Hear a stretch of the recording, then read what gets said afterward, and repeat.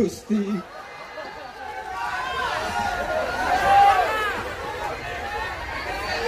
Padahal rupaku yo ayu, tapi nasibku kok nelongso. Dijajal ditinggal, dijajal ditinggal, dijajal ditinggal.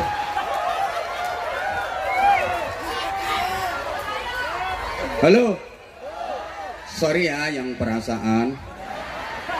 Anjene aku niat ngeneki sing ngono kuwi. Halo. Lho kalau lagi susah ae, utang wakeh, kebojok wong. Ya Allah Gusti, gaji entek nggo nyaur utang. Kebojok kena rentenir. Lek wis kepepet lagi ya elah. Wong susah iku dongane gak mandi. Sampeyan lek susah aja kakehan donga.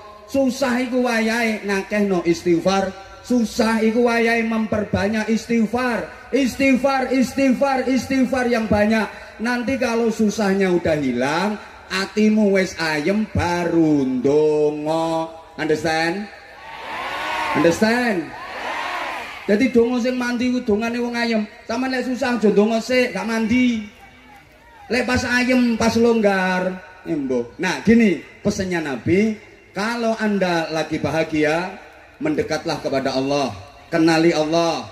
Wes, nanti begitu Anda kepepet, begitu Anda ada problem, begitu Anda susah, ndak usah bengok-bengok. Allah udah ngerti, Allah udah ngerti, Allah pasti akan membantu, Allah pasti akan memberikan pertolongan. Paham mboten? Uang gelem mara nang Allah di setiap keadaan. Iki apa toko umek sebelah kene? Oh, masya Allah. Ayu-ayu terongoan. Dia tahu semua ketelak, bukan hanya dirimu. Allahumma sholli ala Muhammad. Allahumma sholli ala Muhammad. Dilanjut enggak ini ngajinya? Oke, saya ulang. Ta'arraf ilallah fir raha. Kenali Allah, mepeto nang Allah, nalika longgar, nalika ayem, nalika seneng. Ya arif gafis syiddah. Nanti giliran waktu emergency, giliran saat darurat, kita ndak usah ngerayu-ngerayu, kita ndak usah DP-DP. Allah pasti akan mengenali kita, Allah akan menolong kita. Alhamdulillah. Alhamdulillah. Dilanjut. Lanjut. Jadi kadang-kadang kita diuji Allah dengan sakit, kita harus berhusnudzon. Emang Allah lagi kepingin kita deket kepadanya, Allah lagi kangen sama kita, Allah lagi sayang-sayangnya sama kita, Allah pengen kita sebut namanya. Allahumma sholli ala Muhammad. Allahumma sholli ala Muhammad. Semuanya tujuannya agar kita menjadi baik. Maaf para jamaah sekalian, kita tahu dalam sejarah Raja Fir'aun laknatullah alaih. Siapa ngomong alaihi salam? Raja Fir'aun laknatullah alaih.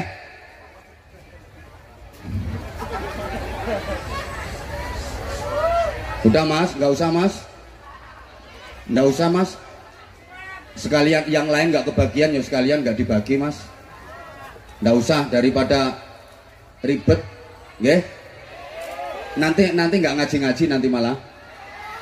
Udah mas, udah. Insya Allah kita niatnya berharap syafaat Rasulullah, kita niatnya berharap ridha Allah. Semuanya diberikan kuat, sehat, selamat, syafaat dan barokah. Oke, saya ulang. Kita tahu dalam sejarah Raja Fir'aun laknatullah alaih itu sepanjang hidupnya nggak pernah sakit. Raja Fir'aun itu nggak tahu loro belas, sakit ringan aja nggak pernah, apalagi sakit berat. Maka dia sombong, bahkan dia ngaku jadi Tuhan. Dalam Al-Quran dinyatakan qala ana rabbukumul a'la, dan Fir'aun berkata akulah Tuhanmu yang maha tinggi. Ngaku jadi Tuhan, sombongnya luar biasa. Kenapa? Karena nggak pernah sakit. Allahumma sholli ala Muhammad. Para jamaah, sakit itu juga cara Allah untuk menghapus dosa-dosa hambanya. Saking sayangnya Allah sama manusia, maka diberi sakit agar dosanya terhapus. Tahu kan, orang itu diuji sakit sama Allah, mau sabar, ikhlas, legowo, nerimo, ridho, maka semua dosa-dosanya diampuni oleh Allah. Alhamdulillah. Sembuh dari sakit sama dengan bersih dari dosa. Ini saking cintanya Allah, saking sayangnya Allah. Karena ini BMI Taiwati ini udah manut-manut, semuanya akan dimasukkan surga. Semuanya akan dimasukkan surga. Sing gelem. Cuma syaratnya masuk surga itu nggak boleh ada dosa. Syaratnya masuk surga harus bersih dari dosa. Orang mati masih ada sisa-sisa dosa yang belum terampuni, itu besok di akhirat nggak boleh masuk surga langsung. Kenapa? Orang yang mati masih punya dosa yang belum bersih, belum diampuni, itu besok di akhirat baunya amis, maka nggak boleh masuk surga. Kenapa? Ganggu suasana surga. Surga itu surga itu harum. Lah orang yang masih punya dosa belum diampuni, di akhirat kelak baunya amis. Kalau masuk surga ganggu lingkungan swarga. Maka supaya bisa masuk surga, amisnya harus dihilangkan dulu. Caranya dibakar. Kalau nggak dibakar, amisnya nggak bisa hilang. Kayak kita misalnya beli ikan di pasar, ikannya udah agak lawas, mesti amis, betul? Betul? Coba amisnya ikan itu dihilangi, pakai kapur barus, nggak bisa hilang. Pakai parfum yang paling wangi, nggak bisa hilang. Pakai deterjen apapun, nggak bisa hilang. Amisnya ikan hanya bisa hilang kalau dibakar. Entah itu dipanggang, entah itu digoreng, entah itu digodok, pokoknya pakai api. Nah sama BMI Taiwati ini besok di akhirat kan potongannya amis-amis kabeh. Loh, kok amis kabeh? Soale ya memang iya, pengajian doyan, gendaan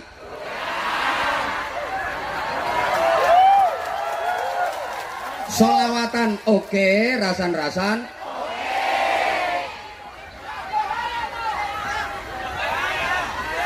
halo. Lah ngono kuwi sok no akhirat gak amis ta?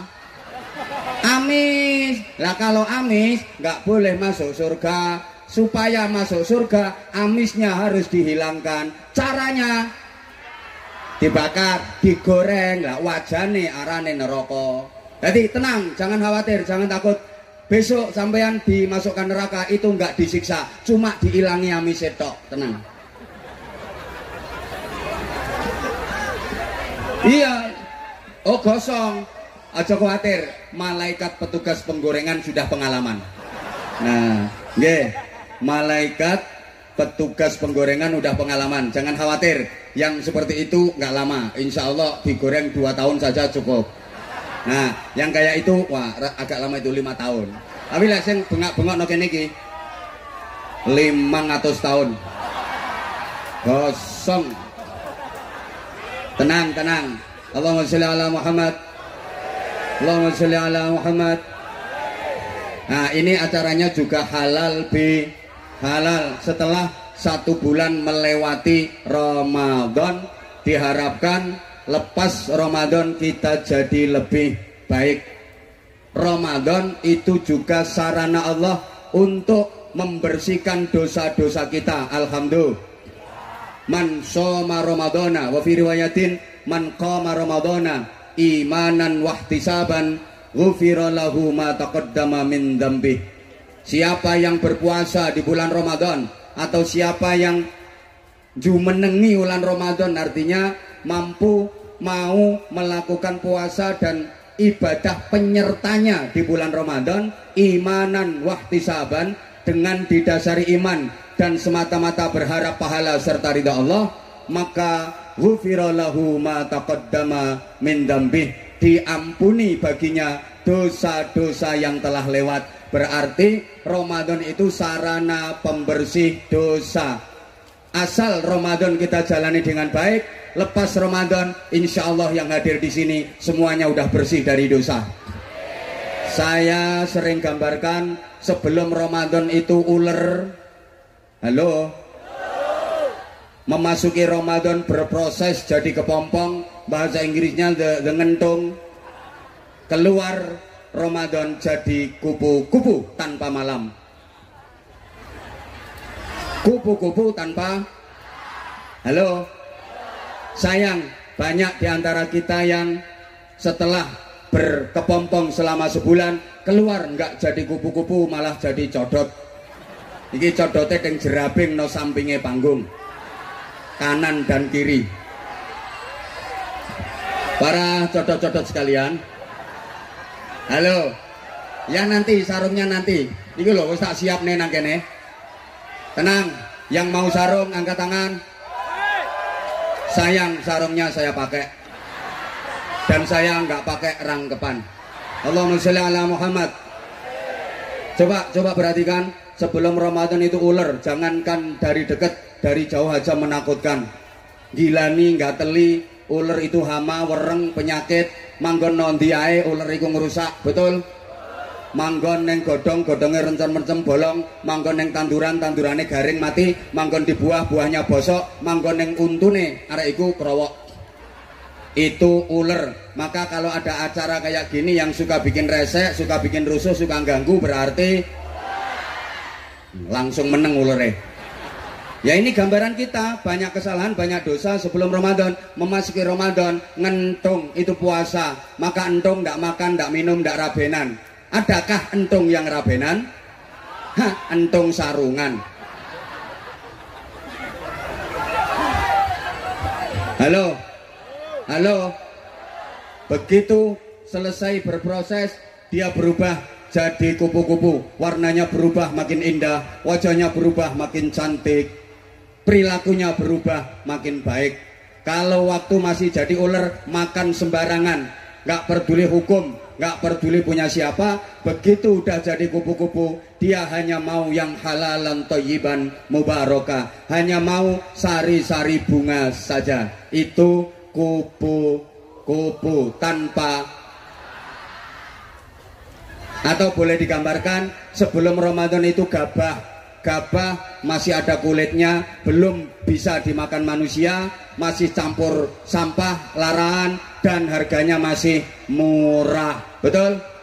Kemudian memasuki Ramadan, diproses dalam penggilingan, diseleb, geradak, maka Ramadan itu sakit, ya haus, ya lapar, malam masih disuruh sholat sunnah 20 rakaat tarawih, tambah witir 3 rakaat, apalagi nek buka kewareken digawe sujud iso gumoh-gumoh, malamnya masih suruh baca Al-Quran, terus masih itikaf, masih zikir. Emang digiling, diproses dalam penggilingan. Tapi kalau manut keluar nggak berbentuk gabah lagi, tapi berubah jadi sing banter, berubah jadi warnanya makin bersih, makin putih, harganya makin mahal. Maka kita juga begitu. Setelah diproses, digiling 1 bulan Ramadan, lepas Ramadan kita harus berubah jadi kok beras. Yuk berubah jadi lebih baik. Allahumma sholli ala Muhammad. Waktu masih gabah harganya murah, betul? Begitu jadi beras harganya jadi mahal. Nah, Ramadan ini proses agar kita makin mahal, agar derajat kita makin tinggi, agar nilai kita makin mulia, agar hidup kita benar-benar sukses. Jamaah sekalian, hidup ini makin hari harus makin berarti, makin lama harus makin bermakna, makin tua harus makin mulia. Namanya hidup barokah. Sama-sama yang nggak ikut muni barokah, awas gak oleh barokah. Makin lama harus makin barokah. Sekali lagi, hidup kita makin lama harus makin barokah. Ibarat sesuatu itu makin lama harus makin mahal. Tanah, pekarangan, sawah itu harganya makin lama makin. Yang kenceng pakaian apapun, mau jilbab, mau baju, mau celana, harganya makin lama makin.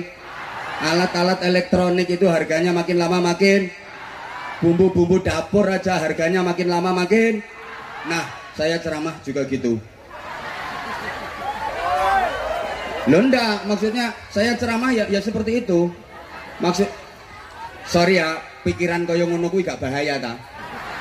Saya ceramah di mana-mana, bener nggak pernah mikir duit, nggak pernah mikir bayaran karena udah dipikirin panitia. Jadi saya udah sering sampaikan kan, ceramah dimanapun niatnya golek duit,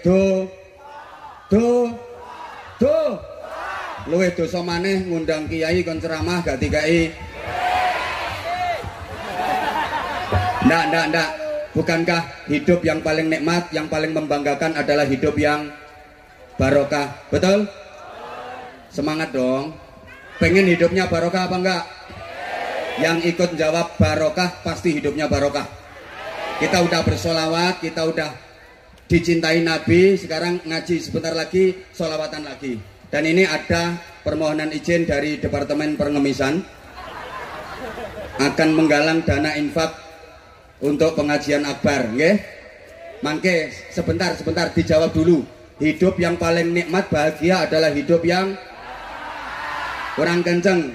Jabatan yang paling mulia adalah jabatan yang, pekerjaan yang paling mulia, paling baik, paling terhormat adalah pekerjaan yang, keluarga yang paling bahagia adalah keluarga yang, duit yang paling bagus membawa kebahagiaan adalah duit yang, nah duit yang barokah itu nggak harus banyak jumlahnya, nggak harus banyak nominalnya, tapi banyak nilai kemanfaatannya, banyak kebaikannya. Sorry ya, walaupun punya duit sedikit tapi manfaatnya gede, kebaikan yang ditimbulkan gede, itu namanya barokah. Walaupun punya duit banyak tapi nggak bikin kebaikan, gara-gara punya duit banyak, maaf, anaknya yang laki-laki kena narkoba, anaknya yang perempuan hamil di luar nikah karena imbas pemilu perkawinan hamil dahulu.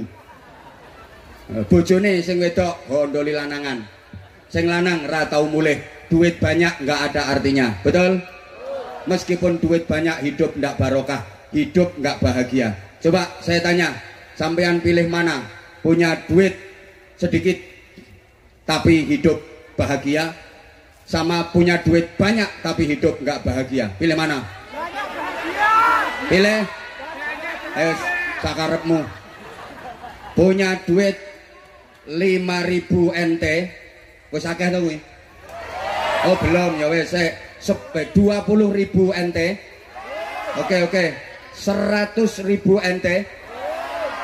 1 juta NT. Duitnya mbahmu. Iki misale sampean pilih mana? Punya duit banyak 5 juta NT tapi hidupmu ndak bahagia. Terus sama punya duit cuma 100 juta NT, hidupmu bahagia. Pilih mana? Ya wes, waras kabeh berarti. Loh ya. Mbok ra dirungokne kok. Lanjut ndak? Intinya itu. Maka jemaah sekalian, Ramadan harus menyisakan catatan. Ini ngaji halal bihalalnya, habis itu nanti ada Departemen Pengemisan keliling, terus ngaji lagi sebentar, lanjut sholawatan. Oke? Paling tidak menyisakan catatan ketakwaan, karena tujuan utama ibadah Ramadan adalah la'allakum ada catatan ketakwaan. Setidaknya takwa level terendah, takwa paling rendah, takwa sosial, takwa aplikatif. Ya Allah, gak ngerti, mesti gak ngerti. Sorry, saya habis kebiasaan ngaji di kalangan akademis sih. Ya, lupa kalau hari ini yang saya hadapi kalangan jemburis. Sorry. Takwanya anak kecil, takwanya orang yang berlebaran. Tolong perhatikan dulu sayang. Katanya sayang sama aku, kok aku nggak diperhatiin? Halo? Takwanya orang yang berlebaran, takwanya orang yang silaturahim, atau takwanya anak kecil? Seperti apa? Ini takwa tingkat terendah. Minimal kita harus bisa seperti ini. Allahumma sholli ala Muhammad. Takwanya anak kecil. Ini takwa terendah. Anak kecil itu kalau lebaran yang paling disenangi, yang paling diharapkan apa? Nah, baju baru sama sangu duit baru, betul? Ini yang hadir di sini adalah bekase bocah cilik. Nggih mboten? Yang di atas panggung ini yang gagah-gagah ini juga bekase bocah cilik. Jadi sampean iki bocah cilik sing wis tuwa. Ini semuanya bekase anak-anak. Anak-anak kalau lagi lebaran yang paling disenengi, yang paling diharapkan adalah baju baru sama entuk sangu duit baru. Betul? Artinya apa kaitannya takwa paling rendah dengan baju baru dan sangu duit baru? Begini, dalam berhalal bihalal, dalam bersilaturahim kita memang butuh baju, kita juga butuh sangu. Halo? Ya Allah, gak dirungokno. Menjalani kehidupan ini bersilaturahim misalnya kita butuh baju, betul? Masa sampean silaturahim dolen nanggone dulur udah medeni wong, berarti baju penting apa penting? Pakaian penting apa penting? Baju yang terbuat dari kain itu penting untuk menutup aurat, untuk kesehatan, untuk keindahan dan sebagainya dan sebagainya. Maka wajib bagi kita untuk menutup tubuh kita dengan pakaian, karena menutup aurat wajib, himbauannya terutama untuk mbak-mbaknya. Alhamdulillah di sini semuanya pakai busana muslimah, alhamdulillah. Di sini semuanya pakai jilbab, alhamdulillah. Jangan pakai jilbab. Jilbab yang mentek-mentek itu menonjolkan yang sudah menonjol. Karena sorry, pakaian perempuan akhir-akhir ini aneh-aneh. Kadang-kadang besar, kompor-kompor, tapi transparan, tembus pandang. Ada yang sorry, full press body, bahannya dari karet, melevet, ngafret, mentek, ketok nyemok. Itu bahasa Inggrisnya the pateng pecotot. Kadang atas rapet, bawah mengo, bawah rapet, atas mengo, atas bawah rapet, tengah masuk angin. Hati-hati, kadang panjang sampai mata kaki ketutup, tapi beleane masya Allah, pol dhuwur tembus Sidratul Muntaha. Halo, kalau nggak gitu malah pakai rok mini. Semalam ada yang pas lewat di depan saya.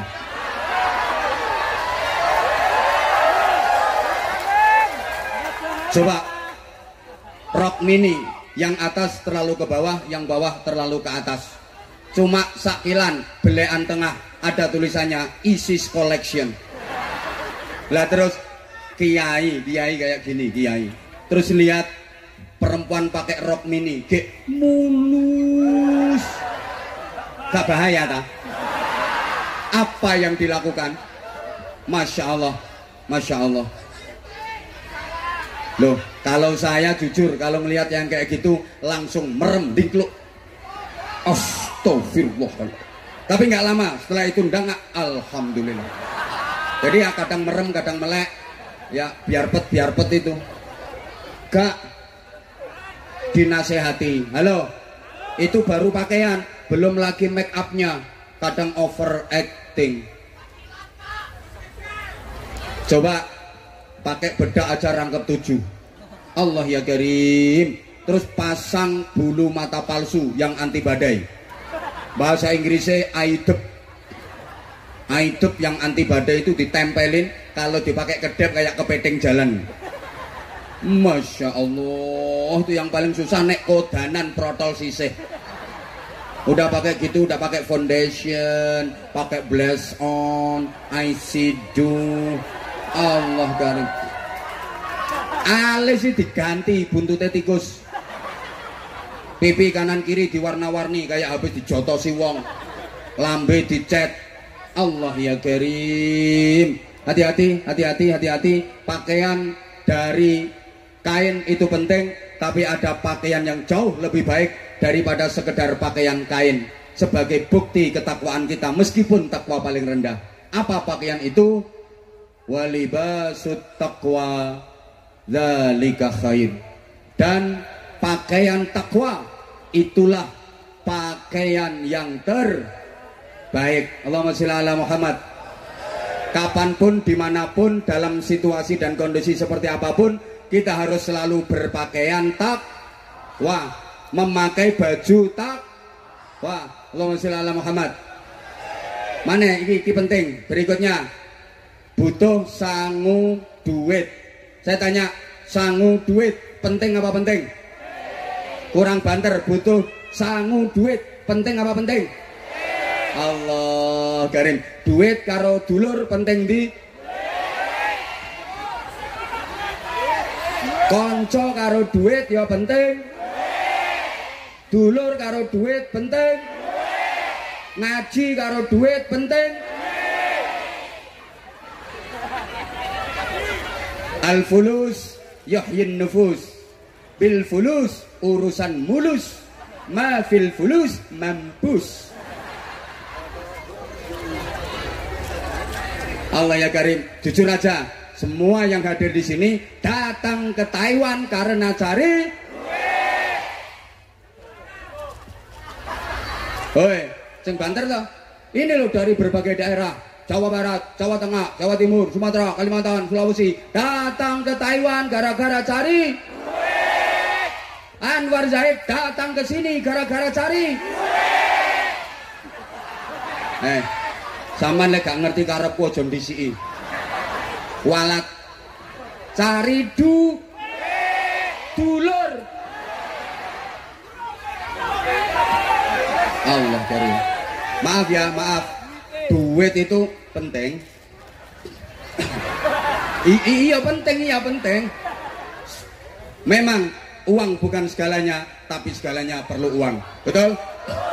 Saya ulang, uang bukan segalanya, uang bukan tujuan utama, tapi semuanya perlu. Kalau nggak ada duit, Habib Anies nggak bisa hadir di Taiwan. Betul? Lah sing tinggal tuku tiket numpak pesawat laran. Ayo, nggak ada duit, Habib Anies nggak bisa nyampe sini. Aku ya iya. Loh iyalah.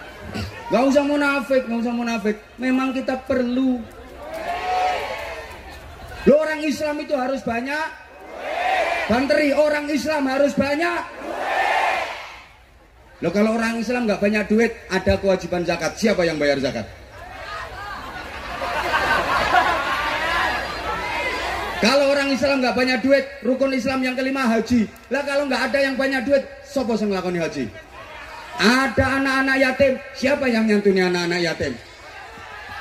Maka kalau saya maaf, tadi kiai gitu sugih. Nah iyalah harus banyak duit. Apalagi mohon izin, pesantren kami 1.600 sekian itu bebas biaya karena mayoritas anaknya untuk apa? Anaknya orang-orang nggak mampu dan anak-anak yatim. Lah kalau kiainya melarat, juga iso biayai anak-anaknya orang fakir miskin, anak-anak yatim. Kalau saudara kita yang di agama lain bisa memberikan pendidikan gratis dan berkualitas untuk anak-anak agama mereka, kenapa orang Islam nggak bisa? Maka orang Islam harus kaya. Maaf, kalau orang Islam nggak kaya, masjid kalah megah sama bangunan ibadah yang lain, sama tempat ibadahnya umat lain. Betul? Betul? Nah kalau umat Islam nggak kaya, maaf banget. Dalam Al-Quran maupun hadis Nabi itu nggak ada kewajiban menerima zakat, nggak ada kewajiban menerima sedekah. Yang ada adalah perintah untuk mengeluarkan zakat, perintah untuk bersedekah. Lah iki wayahe arep sedekah malah mulai ketara melekti. Halo. Alasannya wis dipanggil mbokku, wis ditelepon mbokku. Nah, wedi duit entek. Lah ini bukti bahwa ngaji karo duit penting. Sangu duit itu penting, tapi ada yang jauh lebih penting dari sekedar sangu duit. Apa itu? Wa tazawwadu fa inna khairaz zadi taqwa. Allahumma shalli ala Muhammad. Dan berbekalah kalian dong golek sangu, tapi aja lali. Sak bagus-bagusnya sangu yang terbaik adalah takwa. Seperti apa takwa? Nanti insya Allah setelah infak keliling ini akan saya kupas secara singkat definisi takwa dengan berbagai referensi. Kenapa harus banyak referensi? Agar kita wawasannya luas, agar hidup kita nggak kolot, agar sikap kita nggak kaku. Karena apa? Orang itu kalau ilmu dan wawasannya luas, sikapnya pasti luwes. Ayo nyaut kabeh, sing melu nyaut muga-muga barokah. Orang itu kalau ilmu dan wawasannya luas, sikapnya pasti nggak dikit-dikit musyrik, syirik, haram, haram, haram, bid'ah, ndak. Tapi jika ilmu dan wawasannya luas, insya Allah sikapnya pasti luwes, lebih ke arah tasamuh, lebih toleransi. Kayak ulama-ulama kita di Nahdlatul Ulama yang alhamdulillah Taiwan ini nyel NO An-Nahdliyah. Dari beberapa negara yang udah alhamdulillah kami kunjungi, Taiwan ini NO-nya paling nyel, NO-nya paling keren, nyel Taiwan ini. Kenapa? Alhamdulillah ya, apa namanya, tanpa mengurangi rasa hormat kita, faham-faham yang di luar Ahlus Sunnah wal Jamaah nggak bisa masuk Taiwan. Keren, tepuk tangan untuk NO Taiwan. Allahumma sholli ala Muhammad. Nah, sehingga ini nanti gimana takwa ala Al-Quran, kemudian dijabarkan oleh para ulama kita Ahlus Sunnah wal Jamaah yang di Indonesia. Ini ada beberapa referensi. Halo, halo, termasuk kayak gini. Mbora di rumah kok. Masyarakat kita itu dulu masih belum kenal Al-Quran, belum kenal hadis, betul? Awalnya banyak yang ateis, bahkan banyak yang kelenek. Kelenek itu ya pokoknya nggak kenal Allah. Pokoknya itu ya iya demit. Danyang nyai danyang sing bau reksa. Nyi Roro Kidul, Nyi Roro Lor, Nyi Roro Etan, Nyi Roro Kulon, Nyi Roro Tengah, Nyi Roro Pojokan, mak lampir nene pelet gerandong wa ala alihi wa sahbihi ajmain. Bisa mayoritas beragama Islam dan Islamnya adalah Ahlus Sunnah wal. Ini saking telatennya para ulama pejuang dulu, hebatnya para ulama dulu yang alhamdulillah sampai sekarang diperjuangkan di Taiwan melalui pengurus cabang istimewa Nahdlatul Ulama Taiwan. Nah, karena mbah-mbah kita dulu belum kenal Quran, belum kenal hadis, belum seneng ngaji, maka para wali yang berdakwah meskipun mayoritas hafal Quran, nggak obral dalil. Dakwah para wali itu nggak dikit-dikit qala ta'ala, qala ta'ala, qala sallallahu alaihi wasallam. Enggak dilihat masyarakat itu kesenangannya apa, maka para ulama, para wali mengetutkan. Mengetutkan itu ya mengetutkan. Oh, senengannya seni, senengannya kesenian, maka para wali pun berdakwah melalui jalur seni. Tapi kesenian yang di situ dibalut dengan nilai-nilai keislaman. Understand? Understand? Kalau langsung dikasih qala ta'ala nggak nerima, langsung dikasih qala Nabi ngamuk, marah-marah, ngelawan mungkin, tapi pakai cara yang halus. Gimana supaya mereka bisa menerima qala ta'ala? Gimana bisa mereka bisa menerima qala Nabi tapi tampilannya halus? Dalam bentuk lain yang disisipkan qala ta'ala, disisipkan qala Nabi. Allahumma sholli ala Muhammad. Ibarat gini sayang, halo say. Kalau sebelah sini sayang, say. Nah, di situ syaiton. Halo. Oke, sarung mangga. Bentar lagi, iki lho, wis ono kene iki lho. Tenang bro, tenang. Iya. Tak kasih gambaran dulu. Gini, ibarat ada orang yang nggak doyan duren. Ada apa enggak? Bukan berarti nggak punya duit loh. Saya ulang, ada orang nggak doyan duren. Ada apa enggak? Nah, orang seperti itu disebut ilat kere. Lah orangnya mungkin duit banyak, tapi cetakan ilate ilat cetakan kere. Duren nggak doyan, anggur nggak doyan, tapi nek telon tak akeh. Ikan tuna nggak doyan, sate nggak doyan, tapi nek gereh, pitung piring. Itu cetakan ilat melarat. Ya sama kayak ada orang diajak naik mobil yang bagus, suspensinya harganya mahal, di AC munek-munek muntah-muntah. Ditumpakno truk iso suwehat sampai goyang-guyu. Mbek. Itu